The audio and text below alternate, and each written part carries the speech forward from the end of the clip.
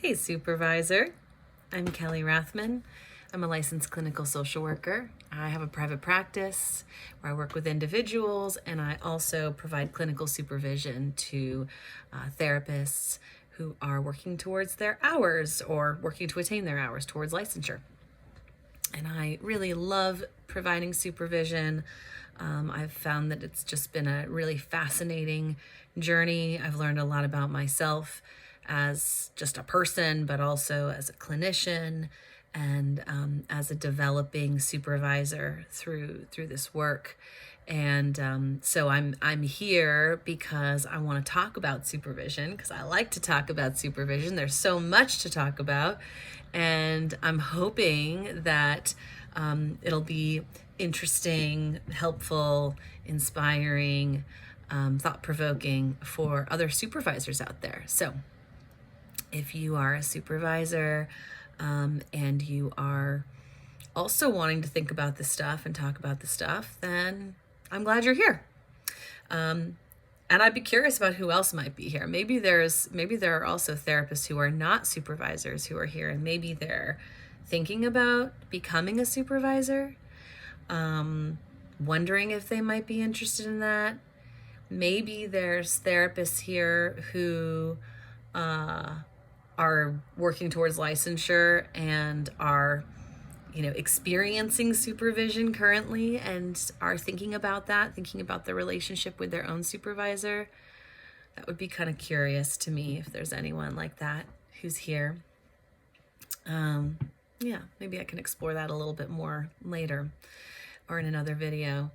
I think the thing that I wanted to talk about a little bit today, and I think this is probably more than one video, but it came up today. I was having a conversation with one of my colleagues, and she's also really has been a mentor for me in my supervision journey. She's a wonderful therapist, and she's a wonderful supervisor, and she also does group supervision. And she has really guided me and connected me to supervision jobs and agencies where she's worked. So I've gotten to work closely with her, which has been really wonderful. And we were talking about challenges with supervisees who are struggling with documentation.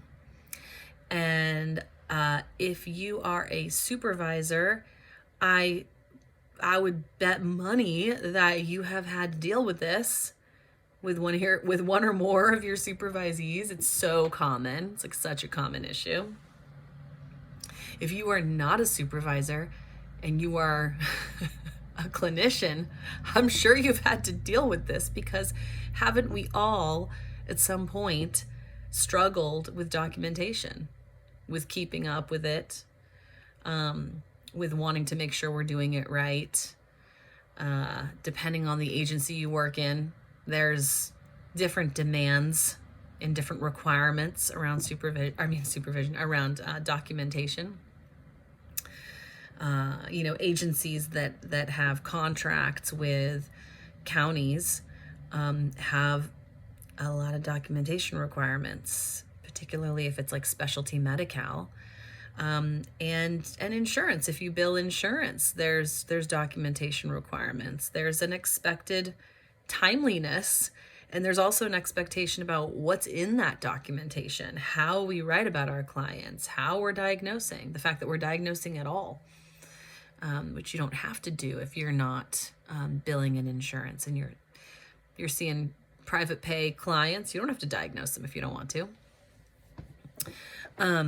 So the documentation thing, it's like, I don't know that any of us can escape, having some experience or some challenge with this. And documentation is a funny thing. It's like, they don't teach that in social work school, in grad school. I don't know.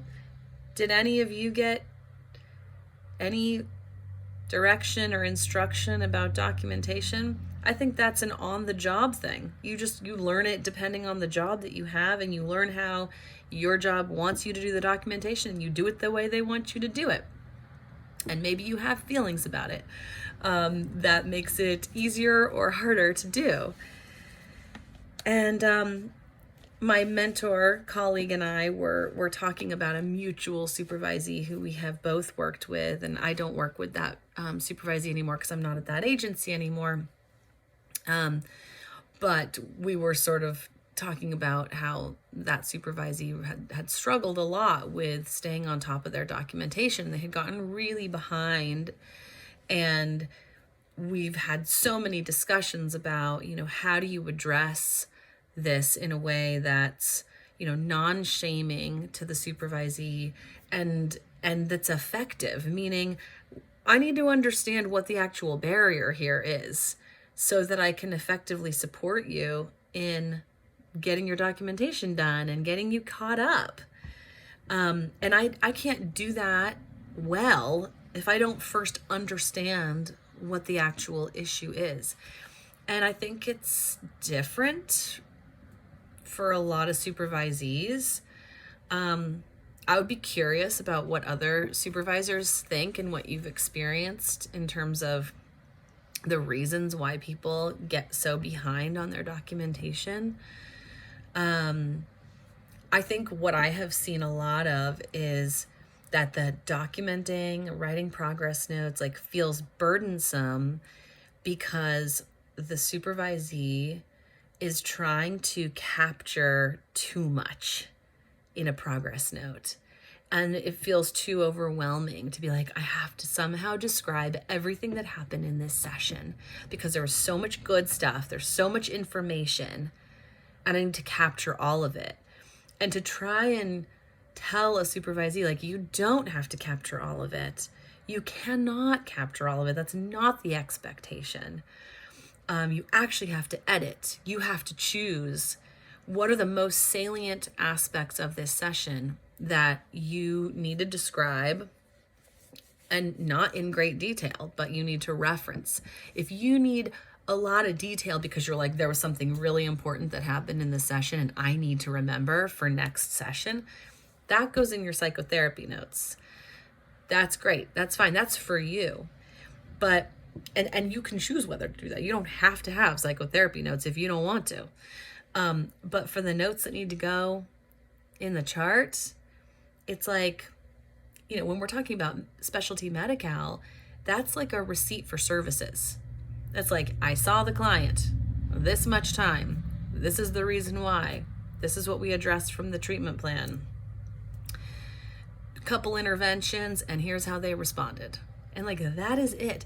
That does not capture the quality of the session, right? I mean, I get it. I'm a psychodynamic therapist. I care about the feelings that are happening and the quality of the session, the energetics of a session. None of that gets captured in notes. None of that gets captured in there. And you have to I think you just have to get to some level of acceptance and be who's going to read these notes? What do they need to know? I do think it needs to be useful for me as the therapist because I need to remember what we're doing, and I want to go back and reference and be oh yeah, I remember what we talked about in that session. But it is not going to capture the depth, really. And we have to accept that. And so anyway, going back to a supervisee who is super behind, and it's we're trying, my approach is I don't want to shame this person. I get it. Particularly if they have a big workload, a big caseload. But they do need to maybe feel uncomfortable enough that they're I gotta fix this. This actually doesn't feel good. And that's the thing. It never feels good to them. It never feels good to them to be behind. It never feels good to me if I'm behind on notes. I feel it's weighing on me. And I get mad at myself. Kelly, you're supposed to get your notes done at the end of the day. When you're done with your sessions, you just get through those notes. Don't leave it for tomorrow. You will not do it tomorrow, right? What's the self-talk that happens that helps us move through the notes and get them done? There's actually a kind of a twofold issue here, because what I have experienced is I've gotten supervisees who I inherited So I didn't start with them at that agency. And so someone else had them and was supervising them. And then they got handed to me. I inherited the supervisee, and I also inherited their very, very late or not done documentation. So it's like, now it's my problem. Now I have to address this. I have to figure out, what did the last supervisor do that was working or not working? Did they have a plan in place? You know, I did actually, with both of them, got these supervisees, wonderful clinicians. Honestly, some of the best clinicians I've ever worked with. So it's like, it's such a discrepancy, right? Between like how they work with their clients and then how they're backing it up with their documentation. In the sense that they're not doing their documentation. They're doing great work, and there's no documentation to show they're doing great work. And I have to keep saying that to them. Like, you are a good clinician. I don't want you to think you're a bad clinician, but part of the job is getting your notes done. How can we, get through some of these barriers and understand what's happening here so that you can get back on track? And then you get to feel better about yourself. This is actually to help you feel good as a clinician. So with both of them, they did come in with plans that their former supervisors had set up for them. The problem was that they weren't doing the plans. They weren't following along with it. And every time I would reference it, it would be like, their response was like, I really need to do this. I feel so bad. Oh my gosh, I just feel like overwhelmed. But yeah, I'm totally going to do it. I'm going to do it. This is my goal for this week. And I'm like, okay, great. And then next week, same thing. They said they were going to do the thing and they didn't do the thing. So the plan wasn't holding them. And what came up for me was this, unfortunately, is getting in the way of our relationship. This is becoming a focal point. And I want us to be able to focus on the clinical work, the good work that you're doing. You, both of them, the two that I kind of have in mind, and there's been more than one supervisee who's been behind on documentation.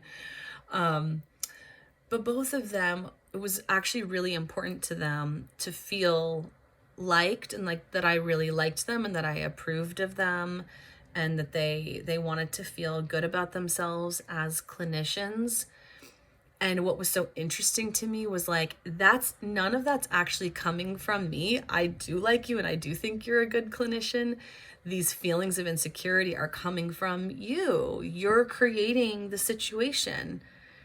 You setting this up, almost self-sabotaging in a way. You not doing your documentation is almost creating this self-fulfilling prophecy about your fear about yourself, that you're not a good enough clinician or that people don't like you. And it's you could actually be setting up resentment between us, because every week I'm having to come back and be okay, so where are you with your documentation? And you're going to tell me the same thing that you told me last week. And this is such setup for yourself. It actually doesn't even really matter if I like you. Although I do generally like the associates who I work with. It's not hard for me to like people. But it's that's not the focus. That's not the important thing. The important thing is that you're getting supported enough and getting guided well enough that you are doing your work well, and that you feel good about yourself, and that you feel comfortable doing your work, that you feel competent, that you feel your growing edges, and you're yes, I'm growing in it. This is hard. This is a challenge, but I'm figuring it out. I can do this. I can strategize. I can get through this hurdle. That's actually the important thing. Don't keep looking at me and being oh God, Kelly's going to be mad at me because this week I'm going to have to tell her and do my documentation again. So I feel like that's where I just name, like, this is what happens. This is what's happening, like, in this relationship between us. And here we are.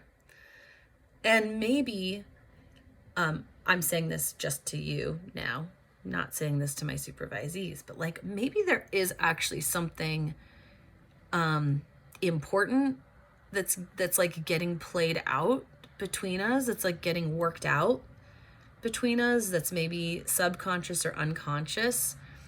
I think that's like very specific to whoever you're working with. You're like, what is happening here? What's getting played out? What's happening in the relationship? What's the need here?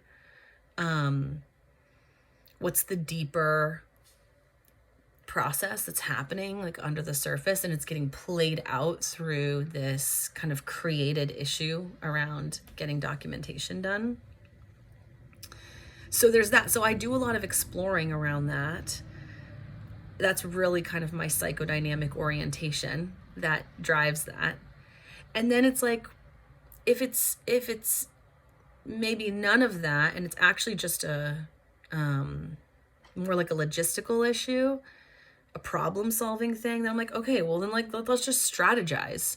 Is there something in your schedule that's not working out for you? Like, are you packing too many clients in and you're not leaving any time to do documentation? Like, you're not leaving any gaps, or you're putting them you're going like all the way to the end of your day, and then you gotta close up and you gotta jet because you gotta go pick up your kids, or you gotta get home, or you gotta do something, so you're setting it up so you actually don't have any space to do your documentation, something like that, because we can strategize around that.